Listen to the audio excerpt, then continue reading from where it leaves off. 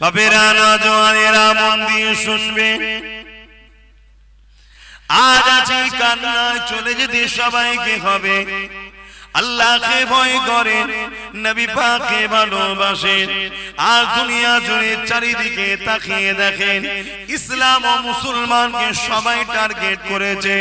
প্যালেস্তাইনে আমাদেরকে মেরে শেষ করে দিচ্ছে, সুদানে আমাদেরকে মেরে শেষ করে দিচ্ছে, পুরো দুনিয়া জুড়ে আমাদের উপরে জুলুম অত্যাচার হতে লেগেছে।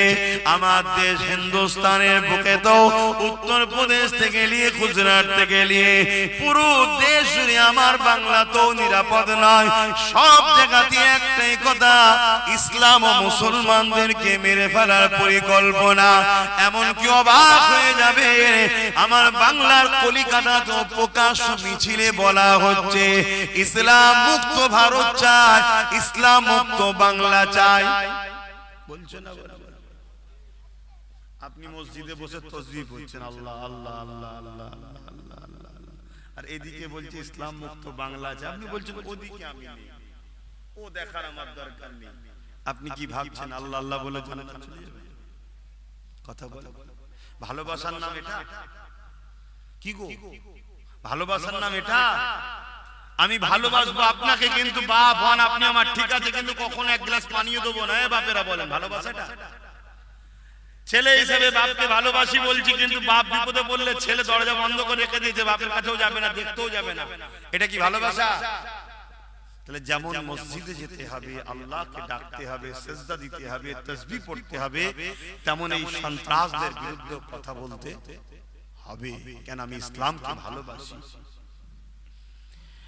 বাপেরা নওজওয়ান তরুণেরা, আল্লাহ নবী জানিয়ে দিলে একটা সময় আসবে আমার উম্মত উম্মতিরা প্রচুর মার খাবে।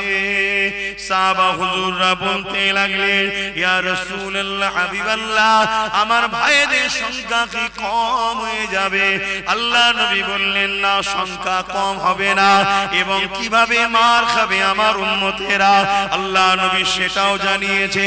যেমন ক্ষুধার্ত পশুরা খাবারের থালের উপরে ঝাঁপিয়ে পড়ে, আমার উম্মত উম্মতির উপরে একটা দিন আসছে জালিম অত্যাচারীরা তাদের উপরে ঝাঁপিয়ে পড়বে।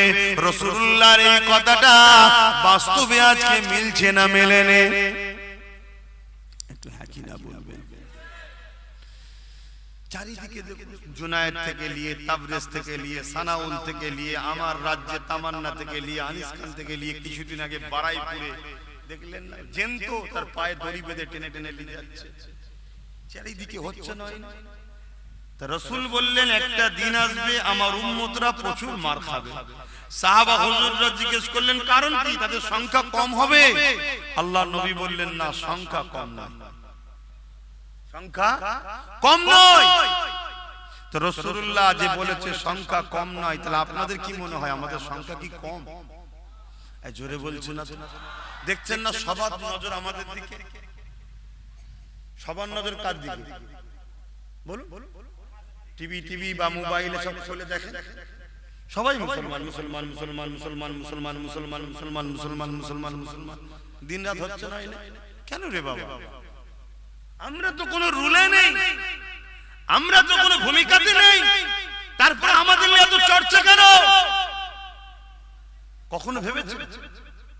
কেন আল্লাহ আমাদেরকে এমন নিয়ামত করেছে, আমরা যার পাল্লায় উঠবো তার তাকদীর খোলে। কথা বুঝছেন তো নাকি?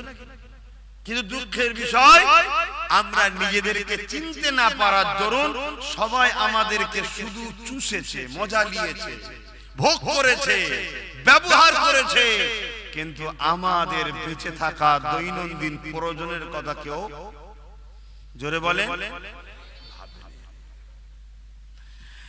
সাহাবা হুজুররা বললেন, তাহলে ইয়া রাসূলুল্লাহ, হাবিবাল্লাহ, সংখ্যা যখন কম হবে না, তাহলে কেন মার খাবে? আল্লাহ নবী জানিয়ে দিলেন, আমার সাহাবারা মার খাবে প্রথম নম্বর কারণ হলো আমার উম্মত উম্মতিদের মধ্যে আল্লাহ পাকের ভয় উঠে যাবে, আল্লাহ পাকের ভয় মিটে যাবে। তারা আল্লাহকে ভয় করবে না, দুনিয়ার তাকদীর শক্তিকে ভয় করবে, মৃত্যুকে তারা ভয় করবে, এই জন্য তারা মার খাবে। তাহলে প্রথম নম্বর মার খাওয়ার কারণটা কি বলুন? আজকে আমাদের হৃদয় থেকে আল্লাহর ভয় উঠে গেছে না যায়নি? এ মুসলমান যেভাবে বিজেপি কে ভয় করে, যদি একদিন আল্লাহকে ওইভাবে ভয় করতে মনে ওলি হয়ে যেত। আমার কথা কি খারাপ লেগে গেল? আর এইটা আমি আপনি যতটা না বুঝি, আমাদেরকে যারা লুটতে চায় তারা কিন্তু খুব ভালোভাবে বোঝে। তাই দিনের শেষে সবকিছু যখন ফেল হয়ে যায়, অস্ত্র এসে ওই অস্ত্রটাকেই ব্যবহার করে। কি করে না করে না? আরে হ্যাঁ কি না বলবেন? ওই অস্ত্রটাই ব্যবহার করে। অথচ আমাদের পূর্বপুরুষরা ফেরাউনকে ভয় করেনি, নমরুদকে ভয় করেনি। তারা চ্যালেঞ্জ সামনাসামনি মোকাবেলা করেছে। চেঙ্গিস খান নাম শুনেছেন? চেঙ্গিস খান একটা আতঙ্কের নাম। এমন কোন এলাকা নাই যে এলাকাকে চেঙ্গিস খান দখল করে ভালো রেখেছে, সুস্থ রেখেছে। বাগদাদের জমিনে একদিন চেঙ্গিস খান হামলা করলো। বাগদাদের মাদ্রাসা লাইব্রেরিতে আগুন ধরিয়ে দিল, মাদ্রাসাগুলোতে সব আগুন ধরিয়ে দিল। তাহলে আজও মাদ্রাসার উপরে হামলা হচ্ছে না হয়নি? আর সেদিনও হয়েছে না হয়নি? সেদিন চেঙ্গিস খান করেছে, আজকে চেঙ্গিস খানের উত্তরসূরি আমাদের মোদি করছে। কি মাদ্রাসার উপর আঘাত করছে না করেন? সে এক লাইনের লোক রে বাবা, একই ক্যাটাগরি। সেদিন আমাদের পূর্বপুরুষদের পরীক্ষার জন্য চেঙ্গিস খানকে আল্লাহ পাঠিয়েছিল, এখন আমাদের ইমানের পরীক্ষার জন্য মোদিকে পাঠিয়েছে। শুনছেন তো? এবার আমরা যদি আল্লাহকে ভয় করি, তাহলে এর ভয় দেখানোতে ভয় খেলে হবে না, ঐক্যবদ্ধ হয়ে এর মোকাবেলা করতে হবে। কথা শুনছেন তো নাকি? তো ভাইয়েরা আমার, ওই চেঙ্গিস খান তখন কি করলো? 300 আলেমকে তিনটে কাতারে, ভালো করে শোনেন, তিনটে কাতারে 100 করে ভাগ করেছে। কেন এত জুলুম করছে, এত অত্যাচার করছে, তারপরও মুসলমানদের মধ্যে কোনো ভয়ের ছাপ নেই। এই যে ভয়ের ছাপ নেই বলেই চেঙ্গিস খান রেগে গেছে আরো। চেঙ্গিস খান চেয়েছিল আমি তো হত্যা করব, কিন্তু মুসলমানগুলো যেন আমার কাছে একটু ভিক্ষা চায়, বাঁচাও বাঁচাও, আমার পা ধরে যেন একটু কাঁদাকাটি করে। যেমন আজকে অনেক মুসলমান করছে না, করেন? আরে সাধারণ মুসলমান তো দূরের কথা, ভালো ভালো ঘরের সব লোকেরা করা শুরু করেছে। হাতে পায়ে ধরাধরি করছে, দেখছেন না সোশ্যাল মিডিয়ায়? হাতে পায়ে ধরাধরি করে ফেলবো বলছে। আল্লাহ পাকের আলেম বান্দা 300 বন্দী হয়ে গেল। 300 জনকে তিনটে কাতারে দাঁড় করিয়ে দেওয়া হলো। দাঁড় করিয়ে দিবার পরে চেঙ্গিস খান তাদের মধ্যে একটা আতঙ্ক ভয় তৈরি করার চেষ্টা করলো। কেন আতঙ্ক ভয় তৈরি করতে লেগেছে? কেন চেঙ্গিস খান জানে এ জাতিকে মিটাতে গেলে এ জাতির অন্তর থেকে আল্লাহর ভয় বার করতে হবে। আল্লাহর ভয় যদি বার করতে না পারি, এ জাতিকে যতই তুমি অত্যাচার করো না কেন, এই জাতির মধ্যে থেকে অল্প কিছু জন যদি রুখে দাঁড়িয়ে যায়, তাহলে আমার মতো চেঙ্গিস খানের জবানা জব্দ হতে সময় লাগবে না। এই জন্য চেঙ্গিস খান আতঙ্ক তৈরি করার জন্য 300 মানুষকে, 300 উলামাকে তিনটে কাতারে দাঁড় করিয়ে দিয়েছে। চেঙ্গিস খান জাল্লাদকে বলতে লেগেছে, প্রথম কাতারের 100 উলামাকে ঘর থেকে কল্যাণ আলাদা করে দাও। মন দিয়ে শোনো, মন দিয়ে শোনো, এ উম্মতে মুহাম্মাদি, আমাদের উপরে অনেক জুলুম যুগে যুগে হয়েছে। এই জুলুম অত্যাচার সহ্য করে করে করে করে আজ পৃথিবীর জমিনে ইসলামের ঝান্ডা পুরো দুনিয়াতে উঠতে লেগেছে। চেঙ্গিস খানের মতো জালিম প্রথম কাতারে যখন হুকুম করে দিল, ওই জাল্লাদ ধারালো অস্ত্র দিয়ে প্রথম কাতারে উলামার গর্দানকে উড়াতে লেগেছে। একটা একটা করে আলেমের ধর থেকে কল্যাণ কেটে জমিনে পড়তে লেগেছে। ভেবে দেখো কত ভয়ানক বিষয়। কিন্তু একটা আলেমের মধ্যে কোন মৃত্যুর ভয়ের ছায়া দেখতে পাইনি। ভাবছো, আজ যখন আমরা বলি কোন বিষয়কে নিয়ে, বিষয় বলতে এসআইআরকে নিয়ে, যে এসআইআর নিয়ে যেন ভয় করে আত্মহত্যা করে ফেলো না, সেটাকে আজকাল কিছু দালাল লোক সমাজে মিসইউজ করছে না, করে না কেন? ভয় যদি আমরা খেয়ে যাই আমাদেরকে মিটে ফেলবে, এই জন্যই উদ্দেশ্য বলা। কেন রাসূল বলেছে উম্মত সেই দিন মার খাবে যেদিন উম্মত আল্লাহকে না ভয় করে দুনিয়ার তাগুতি শক্তি জালিম হুকুমতকে ভয় করে। এরা তো ভয় খাওয়াতে চাইছে, ভয় না খেলে আপনি গোলাম হবেন কেন? আপনি যখন ভয় করবেন আপনার দিমাগ তখন কাজ করবে না ভালো মন্দ, আপনি তাড়াহুড়ো করবেন কোথায় গেলে কি পাওয়া যাবে বল, কোথায় গেলে একটু বাঁচা যাবে বল, আর ওই সুযোগটাই তো আপনাকে চাইছে বেঈমান বানাবার জন্য। আমি একজন ইসলামের প্রচারক হিসাবে আমার জাতি আমার কওমকে বোঝানো এটা দায়িত্ব যে আল্লাহ ছাড়া কাউকে ভয় করবেন না। আমার আল্লাহ যদি আপনার হিফাজত করে পৃথিবীর কোন শক্তি আপনাকে মিটাতে পারবে না। আর পাশাপাশি যারা আল্লাহ দ্বীনের দুশমন তাদের সঙ্গে যেন একসাথে দেখা না যায়, দল করবেন না একসাথে। মনে থাকবে তো নাকি? একটু হাকি না বলো, মনে থাকবে তো নাকি? আমার কথায় অসুবিধে পেয়েছেন আপনারা? তাহলে হাত তুলে সাক্ষী দেন আমার কথায় একমত তো আপনারা? হাত লম্বা করে তোলে একমত তো? আর এই দুটো কথাকে মান্যতা দেবেন। যদি ভালো না বাসেন, বিশ্বাস যদি না করেন, তো এসে বেকার সময় নষ্ট করে কি লাভ? কাজ কাম নেই নাকি? যদি কাজ কাম নাও থাকে আমি জানি না, একটু বাগানে গিয়ে বাগান টাগানে ঘরেন, হাওয়া খান, মন ফ্রি থাকবে। যদি বিশ্বাস না করেন, আর বিশ্বাস যদি করেন তাহলে কথাকে গুরুত্ব দেন। কেন আপনার জন্য আপনার পরিবারের গার্জেন লড়ছে, তাই তো নাকি?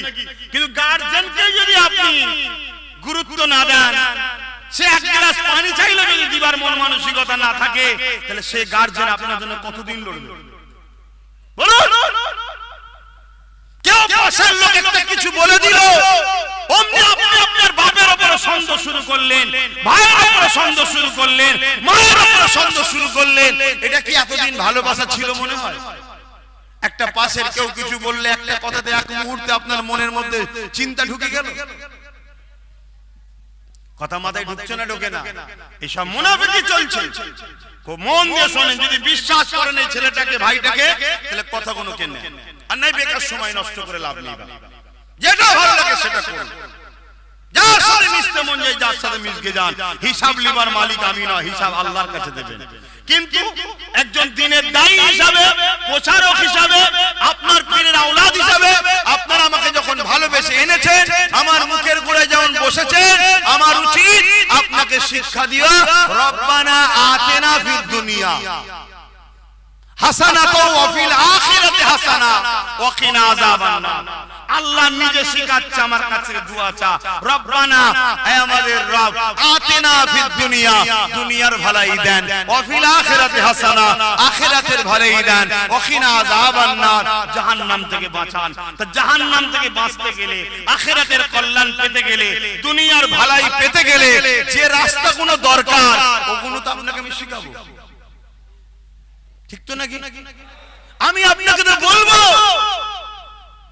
যে সেদিন চেঙ্গিস খান ছিল, আমাদের ঈমান পরীক্ষার জন্য আল্লাহ তাকে পাঠিয়েছে।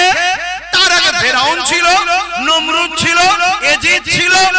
এরকম যুগে যুগে আমাদের ঈমানের পরীক্ষার জন্য আল্লাহ পাঠিয়েছে। আজকের দিন আল্লাহ আমাদের ঈমানের পরীক্ষার জন্য ভারতের মুসলমান মোদিকে আল্লাহ পাঠিয়েছে। ও জালিম, আমাদের ঈমানের পরীক্ষা চলছে।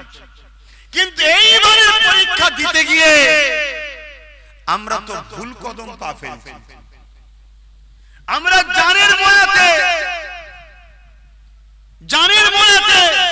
বাঁচার জন্য ছুটছি, কিন্তু একবারও ভাবছি না আমার মসজিদ, আমার মাদ্রাসা, আমার কবরস্থান, আমার ঈদগাহ, আমার কোরআন, আমার নতুন প্রজন্মের বাচ্চাদের কি হবে, এটা কি ভাবার সময় আমরা পাচ্ছি?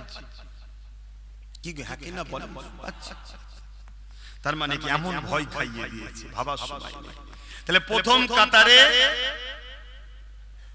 100 আলেম ছিল, গর্দান ওড়াচ্ছে, ওর মধ্যে থেকে একটা আলেম দ্বিতীয় কাতারে চলে গেছে। চেঙ্গিস খান দেখেছে, কিছু বলেনি। শুনছেন তো? দ্বিতীয় কাতারের আবার গর্দান উড়াতে বলল। ওই যে প্রথম কাতার থেকে যিনি এসেছিলেন তিনি দ্বিতীয় কাতার থেকে তৃতীয় কাতারে চলে গেলেন। তৃতীয় কাতারে এসে চেঙ্গিস খান ওনার সামনে এসে দাঁড়িয়েছে। সামনে এসে দাঁড়িয়ে বলছে, এই উলামা, তিনি একটু বয়স্ক আলেম ছিলেন, তুমি এবারে কোন কাতারে যাবে? প্রথম কাতার থেকে দ্বিতীয়, দ্বিতীয় থেকে তৃতীয় কাতার, এবারে তুমি কোন কাতারে যাবে? তোমাকে কে বাঁচাবে? এরকম একটা জায়গায় দাঁড়িয়ে থেকে ঈমান কাকে বলে শুনুন, আল্লাহকে ভালোবাসা কাকে বলে শুনুন, মুসলমান কাকে বলে শুনুন। এরকম একটা জায়গায় দাঁড়িয়ে থেকে ওই বুজুর্গ আলেম বলছে, আমার আল্লাহ আছে। জোরে বলুন সুবহানাল্লাহ, আরো জোরে বলুন সুবহানাল্লাহ। আমরা বলতে পারছি?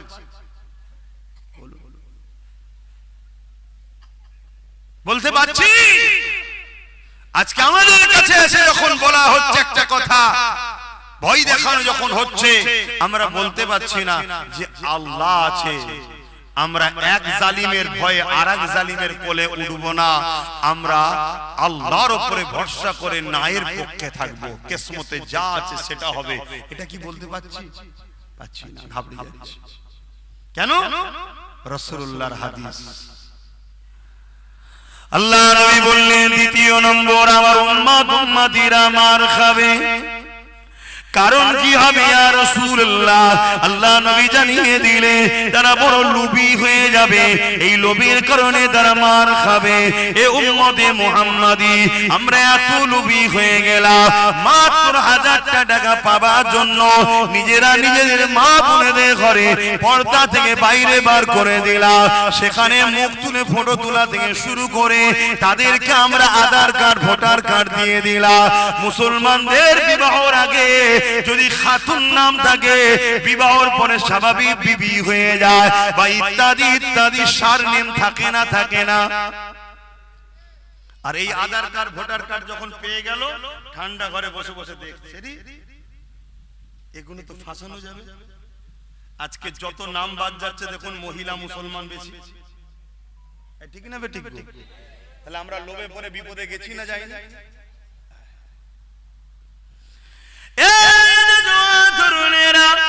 অনেক আগে বলে গিয়েছিলাম, শুনেছেন কি জানি না, এটা আপনাদেরকে মারার ফাঁদ পাতা হচ্ছে। যেমন দেখবেন একটা মুরগিকে ধরার জন্য কি করা হয়? চাল ছড়ানো। মুরগি মাথা হাট করে খেতে খেতে আসা, যে চাল ছড়ায় আস্তে আস্তে আস্তে আস্তে ওখানে ছড়িয়েছে, এখানে ছড়াচ্ছে, এখানে ছড়াচ্ছে, আস্তে আস্তে ঘেরার মধ্যে নিয়ে যাচ্ছে। আর ও খেতে খেতে খেতে খেতে খেয়ালই নেই ঘেরার মধ্যেই ঢুকছে, তারপরে ধরে ফেলে। তা আমাদেরকে এভাবে চাল ছড়াচ্ছে, 1000, 1200, 500 করে ইমামের বাড়াচ্ছে, আমরা খেয়েই যাচ্ছি।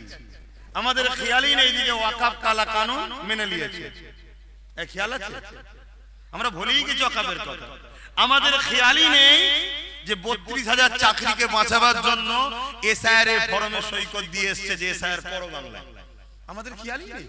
আর এই কথা যখন আব্বাস সিদ্দিকী বুঝাবে, আমার কওমের মধ্যে একদল গাদ্দার আছে, তারা আমার বিরুদ্ধে আপনাদের কাছে শোনাবে।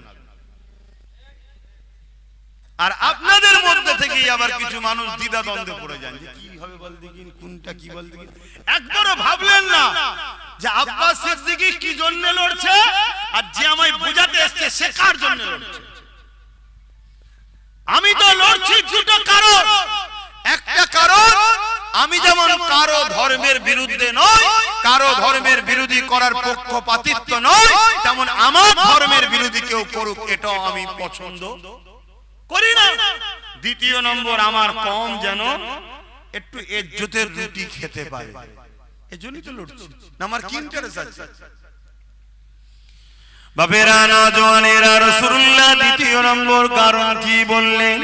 আমার উম্মতিরা বড় লোভী হয়ে যাবে। এত লোভী হয়ে গেছি, যারা কোরআনের দুশমন তাদের সঙ্গে আলেম, হুজুর, মুফতি, মাওলানা দল করতে নেমে পড়েছে।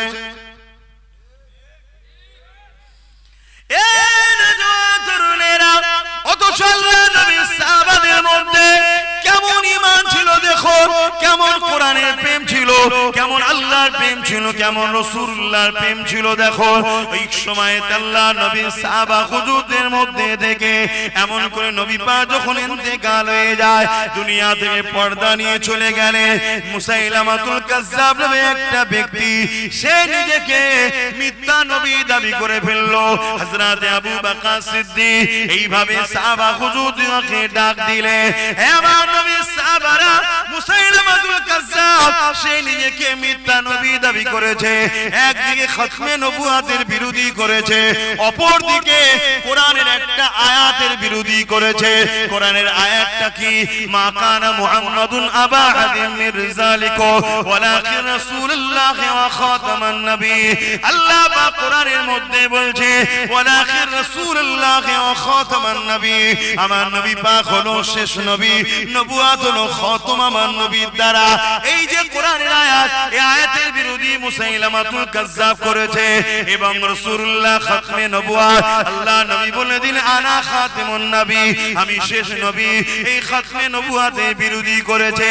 এই জন্য আবু বকর সিদ্দিক সাহাবা হুজুরদেরকে ডেকে বলতে লাগলে, এ সাহাবা ভাইরা, এই মুসাইলামাতুল কাজ্জাব একদিকে যেমন খতমে নবুয়াতের বিরোধী করেছে, অপরদিকে তেমন আল্লাহ পাকের কোরআনের একটা আয়াতের বিরোধী করেছে। তোমরা কি ফয়সালা দিচ্ছ বলো? এ যুবক মন দিয়ে শোনো, মরণ তোমার একদিন না একদিন হবে। ওই কবরের জমিনে কোন দাদা দিদিকে পাবে না, ওই ময়দানে মাশরে কোন দাদা দিদিকে কাজে পাবে না। রিজিকের মালিক আল্লাহ, দুটো চোখ দিয়েছে আল্লাহ, দুটো পা দিয়েছে আল্লাহ, বিবেক বুদ্ধি দিয়েছে আল্লাহ, জ্ঞান দিয়েছে আল্লাহ। আল্লাহকে ভয় করো, দুনিয়াদারি করতে হবে, সংসার করো, ব্যবসা করো, রাজনীতি করো, রাষ্ট্রনীতি করো, যাই করো না কেন, আল্লাহ দ্বীনের সঙ্গে গাদ্দারি যেন না হয়ে যায়, আল্লাহ দ্বীনের সঙ্গে দুশমনি যেন না হয়ে যায়, এটাকে মাথায় রেখে চলতে হবে। তাই আপনাদেরকে জানাই, এই মুসাইলামাতুল কাজ্জাবের বিষয়ে কি করা যায়। হযরত আবু বকর সিদ্দিক সাহাবা হুজুরদেরকে জিজ্ঞাসা করলেন, হযরত আবু বকর সিদ্দিকের উত্তরে সাহাবা হুজুররা বললেন, হে আমিরুল মুমিনিন, আপনি এখন আমাদের খলিফা, আপনি যা বলবেন আমরা তাতে ঐকমত সহমত দেব। আপনি যা বলবেন। হযরত আবু বকর সিদ্দিক কি বলেছিল? যে ওরা যা বলছে বলুক গে যাক, আমরা তো ওদের কথা মানি না, এরকম বলেছিল নাকি? হযরত আবু বকর সিদ্দিক বলেছিলেন, আমার দুটো কথা। প্রথম কথা, আমি মুসাইলামাতুল কাজ্জাবকে ক্ষমা চাইতে বলবো, যে ভুল হয়ে গেছে, কথাকে উইড্রো করার কথা বলবো। যদি সেই উইড্রো করে না নেয়, আমি আবু বকর তার বিরুদ্ধে লড়াই করব। জোরে বলুন সুবহানাল্লাহ। তাহলে আজকের দিনেও কেউ যদি বলে কোরআন শেষ হয়ে যাবে, আমার উন্নতি শেষ হবে না, তাহলে আমাদের উচিত তার বিরুদ্ধে কি করা? এই দুটো কথা না, এই দুটো। প্রথম নম্বর হলো তাকে বলবো কথাটাকে উইড্রো করো, ঠিক তো নাকি? যে আমার ওটা বলা ভুল হয়েছে, আমাকে মাফ করে দাও, ঠিক তো নাকি? আর যদি সে উইড্রো করে না নেয়, যে কোরআনকে ভালোবাসে, যে সিদ্দিক আকবর রাসূলুল্লাহর প্রথম সাহাবীকে মানে, রাসূলকে মানে, দ্বীনকে মানে, তার দ্বিতীয় অপশন হলো এই কোরআনের দুশমনের বিরুদ্ধে লড়াই করতে হবে। এ ক্ষমা চেয়েছে, কথা বলুন, ক্ষমা চেয়েছে। আমি হাজারবার ওয়াজ করতে করতে বলেছিলাম ক্ষমা চাও, বলেছি না বলিনি? আজ প্রতিটা অলিতে গলিতে গিয়ে বলেছি ক্ষমা চাও, পরিবর্তন হও, বলো যে আমার ভুল হয়ে গেছে, তাহলে তোমার বিরুদ্ধে আব্বাস সিদ্দিকী কোনোদিন বলবে না। ক্ষমা চাও। তুমি রাজনীতি করছো, রাজনীতি করতে যাও। তুমি কেন বললে কোরআন শেষ হয়ে যাবে, আমার উন্নতি শেষ হবে না? আরে তুই মরে জাহান্নামে চলে যাবি, কোরআন থাকবে। সুবহানাল্লাহ, সুবহানাল্লাহ। হাত তুলে বলেন নারে তাকবীর, নারে তাকবীর, নারে তাকবীর। কোরআন শরীফ, কোরআন শরীফ, কোরআনের দুশমনেরা, কোরআনের দুশমনেরা নারে তাকবীর। তাহলে বলুন, এই লড়াইটা করা কি আব্বাস সিদ্দিকীর অন্যায় হচ্ছে? জোরে বলুন।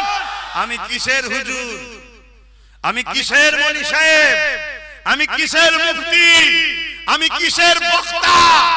আল্লাহর কোরআন মিটে যাবে যে বলবে, তার সাথে আমি আবার সম্পর্ক রাখবো, তার সঙ্গে দল করব, তাকে ভোট দিয়ে জিতাবো। আল্লাহর কোরআনের বিধান অনুযায়ী, নবীর দ্বীন অনুযায়ী ওই মুফতি মাওলানা বক্তা প্রকাশ্য বেঈমান ছাড়া অন্য কিছু না। কেন? কোরআনের দুশমন যে। তুমি তাকে বলেছো একবার, যা ভাই আমি আপনার দল করব, আপনাকে সাথ দেবো, আপনার তো পজিশন খারাপ, মুসলিম সমাজকে বুঝিয়ে আপনার ঝুলিতে রাখবো, সবকিছু করব, কিন্তু আপনি একবার ওই কথাটাকে উইড্রো করে নেন। কি কথা? যে আমার ভুল হয়েছে বলা, কোরআন শেষ হয়ে যাবে কথাটা। এ ভাই, আপনারা একমত তো নাকি? কিন্তু এ জাহান্নামী জানে, এ জাহান্নামী জানে যে আমার কথা উইড্রো করার দরকার নেই। কেন? আমার কাছে দুটো হাতিয়ার আছে। মুসলমান এমনি আমার কোলে উঠবে, আমার আঁচলের তলে এমনি চলে আসবে। কি হাতিয়ার? নাম্বার 1 হাতিয়ার হলো মুনাফিক উলামা আছে আমার সাথে। কে হাতিয়ার? বলুন বলুন বলুন। মুনাফিক উলামা। আর নাম্বার 2, ওই উলামা দ্বারা পাড়ায় পাড়ায় বুঝাবো বিজেপি এসে যাবে। শুনছেন তো নাকি? এই দুটো ছাড়া 3 নম্বর কি আছে বলুন তো, যে এর দিকে মানুষ যাবে? বলুন 3 নম্বর কি আছে? কিন্তু আমি আপনাকে বলছি, আল্লাহর উপরে ভরসা করুন, আল্লাহর উপরে ভরসা করুন। অন্য কোন জায়গার মুসলমান কি করবে জানি না, দেগঙ্গার মুসলমান 100% সিওর আছে বারে। কথা শুনছেন তো? ভুল করবেন না। আর একটা নওশাদ সিদ্দিকী হয়ে যাবে, চিন্তার কোনো কারণ নেই। একটু বুঝে বুঝে কাজ করা দরকার আছে না? না, এই যে পাশে নদিয়ায় আর একজন 4 পাস মানবরূপী পশু কি বললো? কোরআনের সূরা তাওবার 5 নম্বর আয়াতে নাকি হিংসা ছড়ায়। বলেছে না বলেন? বলুন বলেছে না বলেন? ওর বিরুদ্ধে কয়েক হাজার কেস হয়েছে। ওকে রাজ্য সরকার যে ছিল প্রাক্তন, সে কি অ্যারেস্ট করেছে? কেন করেন? কারণ এরা দুজন একই জাতের, একই গোইলের। এখানে জাত বলতে ধর্ম বলছি না, কেন আমার কোন লড়াই হিন্দুদের বিরুদ্ধে নয়। নেতাজি কি তার বিরুদ্ধে কি আমরা নাকি? রবীন্দ্রনাথ টেকারের বিরুদ্ধে নাকি? ঈশ্বরচন্দ্রের বিরুদ্ধে নাকি? না না। আজও যারা লক্ষ লক্ষ কোটি কোটি হিন্দু আছে মানব প্রেমিক, তারা আমাদের ভাই বোন, তাদের সঙ্গে আমাদের কোনো লড়াই নেই। তার ধর্ম তার উৎসব সে করবে, আমার ধর্ম আমার উৎসব আমার কাছে। কিন্তু মানুষ হিসাবে আমরা সবাই ভারতীয়, আমরা সবাই বাপ আদম মা হাওয়া সন্তান, একে অপরে মিলেমিশে থাকবো। কিন্তু এরা দুজনে একই গোইলের। ইও দেখুন কোরআন শেষ হয়ে যাবে বলছে, আর ও কোরআনের 5 নম্বর আয়াতে হিংসা।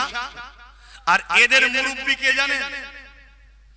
বলবো, এদের মুরব্বি হলো ভারতবর্ষের মুগলে আজম হতভাগা আকবর। এই নাম শোনেন না? এদের দুজনের আবার মাতা আকবর নাম। তার নাম শুনে অজ্ঞান হয়ে যাবেন না কেন? কেন নাম এখন অনেক রয়েছে, আব্দুল করিম, আব্দুল সলিম, আলু, অনেক কিছু রয়েছে। শুনছেন তো নাকি? নাম তার আকবর। সেই আকবর কোরআনকে মিটাবে বলে দ্বীনে ইলাহি লিখেছিল। মুরব্বিরা জানেন তো? আমার কথা শুনছেন তো আব্বা জানেরা? আবার এদের সবার মুরব্বি আব্বা ওই যে মুসাইলামাতুল কাজ্জাব, যার কথা বলছিলাম। তাহলে হযরত আবু বকর সিদ্দিক মুসাইলামাতুল কাজ্জাবের কাছে গেল। অনেক বড় ইতিহাস। এই আসর থেকে মাগরিব জলসা করলে হবে না, সময় নেই। সময় কোথায়? অনেক ইতিহাস। কিন্তু আমার তো দ্বিতীয় জলসাও আছে, আবার সব 1 বছর আগে থেকে হয়ে আছে, কি করা যাবে? তো ভাইরা আমার, এত সুন্দর বাগান জানলে 2টো 3টে থেকে 5টা করলে আরো ভালো ছিল। 5টা থেকে নামাজ পড়লে ভালো হতো। কেন? 2 ঘন্টা মিনিমাম না হলে ওষুধ ঠিকভাবে দেওয়া যায় না, চিকিৎসা একটু ভালো করে করতে হয় না। কিন্তু বলুন আব্বাস সিদ্দিকী লড়ছে কি জন্য? কোরআনের পক্ষে না বিরুদ্ধে? জোরে বলুন।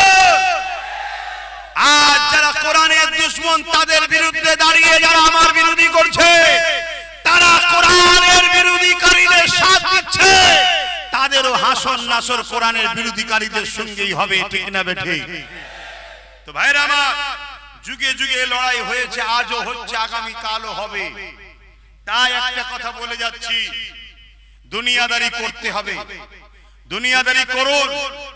দুনিয়াদারি করতে গিয়ে যেন ইসলামের সঙ্গে গাদ্দারি দুশ্মনী না হয়ে যায়, এটা মাথায় রাখতে হবে। তাহলে আমি তার সাথে প্রথম কিন্তু বিরোধিতে যাইনি, আমি চেয়েছি সে ক্ষমা চায়। ক্ষমা যখন চাইবে না, তাহলে তার বিরুদ্ধে কথা বলা দরকার আছে না নাই? আপনারা কি বলছেন, বলা দরকার আছে না নাই? হযরত আবু বকর সিদ্দিক গিয়ে বলল, এ মুসাইলামা, তুমি তোমার কথাকে উইথড্র করে নাও, যে ভুল হয়েছে বলো। কেন কোরআন যেখানে বলছে মুহাম্মদ সাল্লাল্লাহু আলাইহি ওয়াসাল্লাম শেষ নবী, তুমি কি করে দাবি করলে যে তুমি নিজেকে খাতমে নবুয়াতের বিরুদ্ধে চার করে নিজেকে নবী দাবি করলে কি করে? ওই সময়তে ওই মুসাইলামাতুল কাজ্জাব সে হযরত আবু বকর সিদ্দিকের কথা মানল না। হযরত আবু বকর সিদ্দিকের সঙ্গে সে লড়াই নেমে গেল। হযরত আবু বকর সিদ্দিকের সঙ্গে 10,000 সাহাবী ছিলেন, আর মুসাইলামাতুল কাজ্জাবের সঙ্গে 90,000 ছিল। কত? 90,000। আরে সংখ্যা দেখলে হবে না, মুসাইলামাতুল কাজ্জাবের দিকে ছিল ভাড়াটিয়া, আর আবু বকর সিদ্দিকের দিকে ছিল দিল থেকে। তাই 10,000 এর সামনে 90,000 টিকে দাঁড়াতে পারলো না। জোরে বলুন সুবহানাল্লাহ। আজও জোরে বলুন সুবহানাল্লাহ।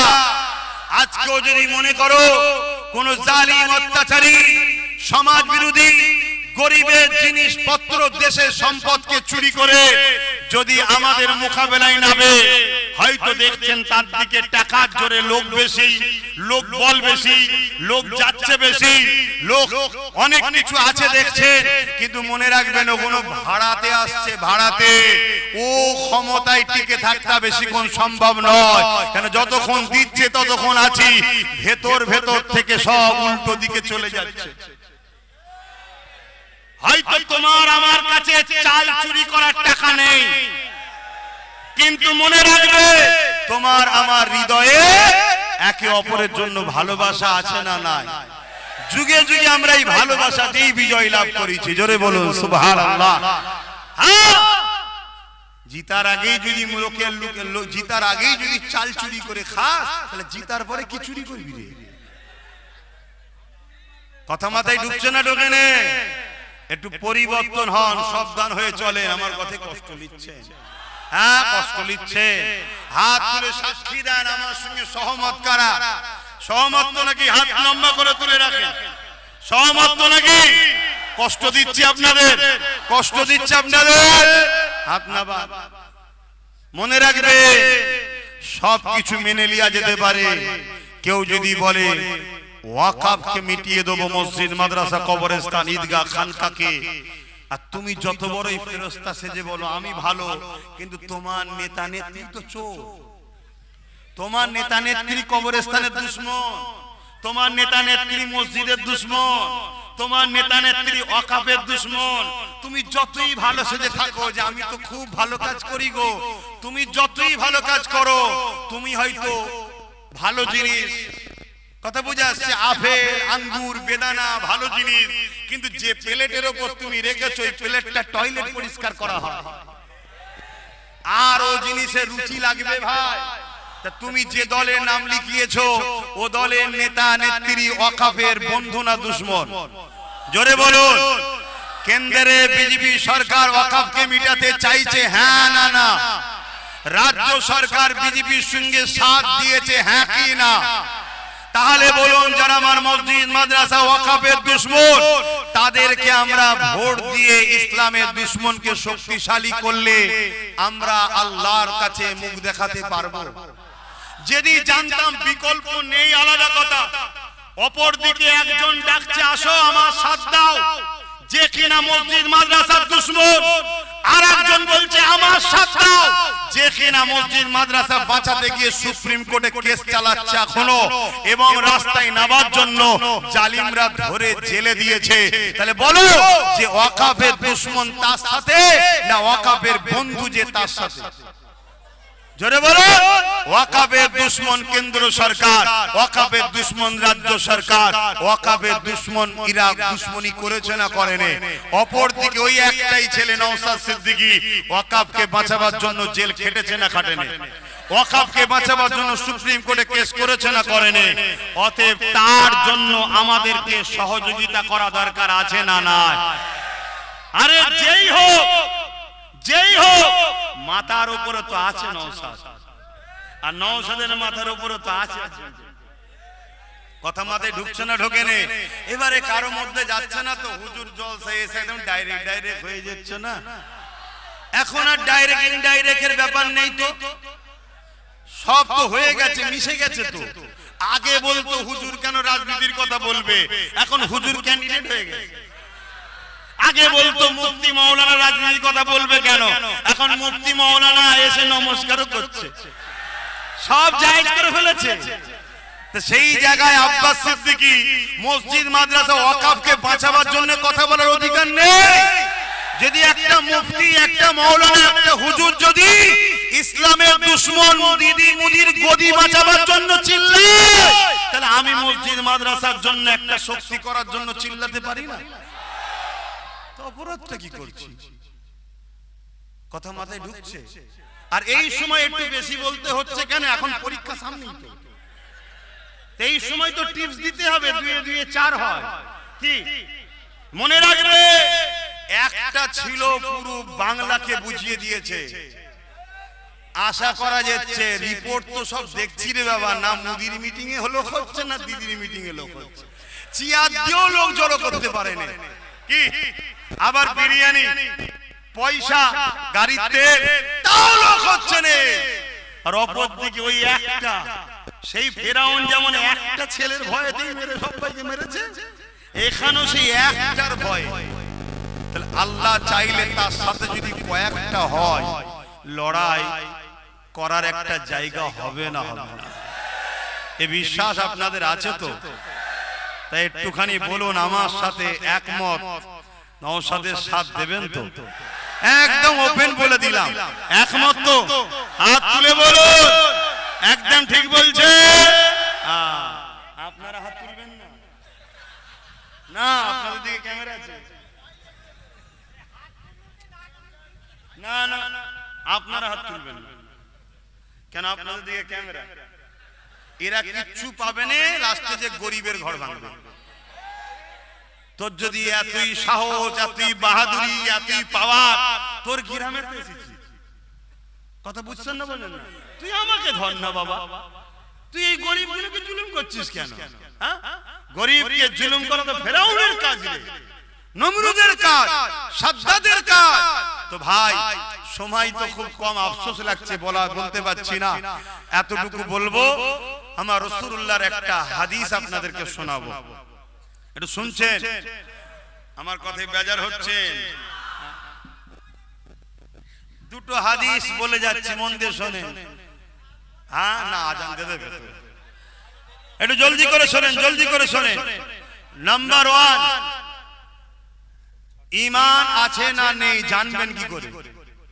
খুব মন দিয়ে শোনেন। আল্লাহ নবী বললেন, একটা সময় আসবে মসজিদ ভর্তি লোক থাকবে, একটাও কিন্তু ঈমানদার থাকবে না। আল্লাহ নবী আরো বললেন, একটা সময় আসবে আখিরি জামানাতে, হাতে তালুতে আগুন রাখার থেকেও ঈমান বাঁচানো বড় কষ্ট হবে। আল্লাহ নবী আর একটা হাদিসে বললেন, একটা সময় আসবে আখিরি জামানাতে, আসমানের নিচে জমিনের উপরে সব থেকে নিকৃষ্ট হবে একদল উলামা। কারা? খুব টন্টেড কিনে মারে আব্বাস সিদ্দিকীর সঙ্গে সব প্যান্ট শার্ট পরা দাড়ি চাচা, প্যান্ট শার্ট পরা দাড়ি চাচা। কিন্তু নবী বলেন আখিরি জামানায় আসমানের নিচে জমিনের উপরে সবথেকে নিকৃষ্ট হবে প্যান্ট শার্ট পরা দাড়ি চাচা। বলেছেন ও প্যান্ট শার্ট পরে দাড়ি চাচা অন্যায় করছে। কালকে আল্লাহ করে দাড়িও রাখবে, প্যান্ট শার্ট খুলে পাঞ্জাবি জুব্বা পরবে, হজও করবে, নামাজও পড়বে, তওবা তিল্লা করবে, আল্লাহ সব মাফও করে দেবে। বলুন ইনশাআল্লাহ। কিন্তু নবী বলেছে একদল উলামা। শুনছেন আমার আওয়াজ? হ্যাঁ। আর এইগুলো বলে দিই বলি আমার পিছনে একদল উলামা লেগে গেছে। সব উলামা নয়, প্রচুর উলামা আছে আমার পক্ষে কথা বলে, যে ঠিক বলছে আব্বাস সিদ্দিকী। কিন্তু বলতে তারা পারে না কেন? তাদেরও অনেক বাধ্যবাধকতা থাকে। কথা বুঝে আসছে? সবাই তো দাদা হুজুর আওলাদ নয় রে বাবা। সবাই একটা হাঁক দিলে কি আর আল্লাহ এতগুলোকে জড়ো করে? এই জন্য তাদেরকেও তো হিকমতে চলতে হবে। কিন্তু প্রচুর উলামা আছে যারা দিল থেকে আব্বাস সিদ্দিকীর জন্য দোয়া করে, ভালোবাসে, সাথ দেয়। কথা বুঝে আসছে? কিন্তু একদল উলামা আছে জমিনের উপরে আসমানের নিচে, রাসূল বলল যারা সব থেকে নিকৃষ্ট হবে। তার নমুনা দেখুন না, তার নমুনা হাতে নাতে প্রমাণ হচ্ছে, হচ্ছে নয়? হ্যাঁ, তার হাতে নাতে প্রমাণ হচ্ছে। আজ এই কয়েকদিন আগে কেউ যদি বলে যে যে ভাই আমি ওসব পুরাতন কথা ছেড়ে দাও, আমি ঢুকার পর থেকে আমি তো ঢুকেছি পরিবর্তন করতে, সংযোজন করতে। আরে সংযোজন সংশোধন আলহামদুলিল্লাহ অন্য কাতারে হয় না, আমাদের কাতারে হয়। কোন একজনকে ঢুকিয়েছি, সেই দিন থেকে 5 ওয়াক্ত নামাজ পড়ছে সে এখনো পর্যন্ত। কথা বুঝে আসছে না? না বুঝতে পারছেন তো? অনেক সমালোচনা হয়েছিল, কিন্তু 2 মাস ধরে তাকে বাজানো হয়েছে। তারপরে তওবা তিল্লা করিয়ে ক্ষমা যাদের সাথে হয়েছে করিয়ে আজকে ঢুকেছে, সেই দিন থেকে নিয়ে 5 ওয়াক্ত নামাজ পর্যন্ত ধরে গেছে। এটা ভালো লক্ষণ না খারাপ লক্ষণ? তাহলে মানুষ যদি ভুল করে নিয়েছে ভালো করতে হবে তো নাকি? বাবা তুই রাজনীতি করছিস কর, তা নামাজ ছেড়ে দিবি কেন? নামাজটাও পড়, ঠিক না বেটি? তাহলে এই শিক্ষা তো আমাদের কাছে পাওয়া যায়।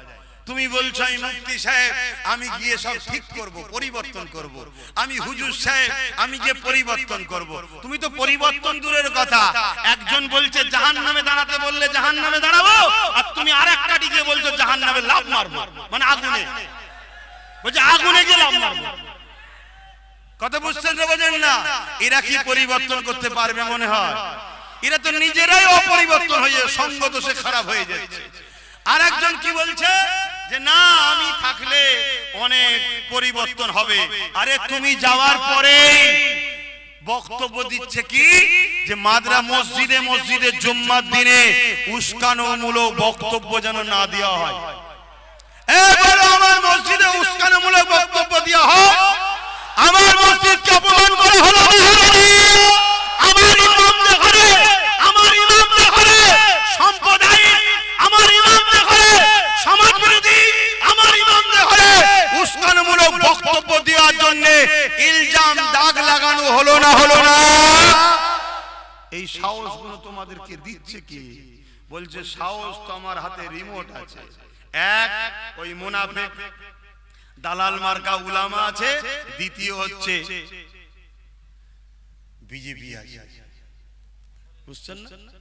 যেই দেখবেন বিপদ অমনি ভাই ভাই।